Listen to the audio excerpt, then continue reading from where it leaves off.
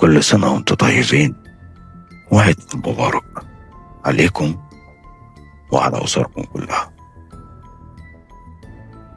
قصر في قلب القاهرة، صاحبه مات مدفون في الصحراء، واخته وقعت وماتت في ظروف غامضة.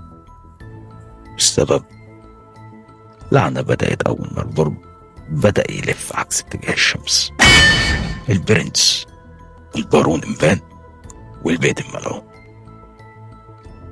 القصر ده فضل مهجور سنين، والجيران كانوا بيسمعوا صوت نقل أزاز وترزيع بيبان بالليل، والأنوار ابتدت تنور لوحدها.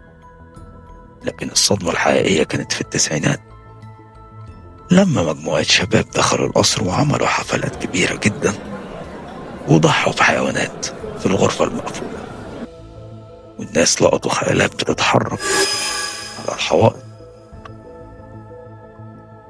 الأرعب من كده إن في الغرفة الوردية في البدروم، دي الغرفة اللي البارون كان مانع أي مخلوق يدخلها، والإشاعات بتقول إنها كانت بتفتح على سرداب سري بيوصل لكنيسة البازيليك، والكلاب بره كانت بتعوي عليها بهستيريا شديدة.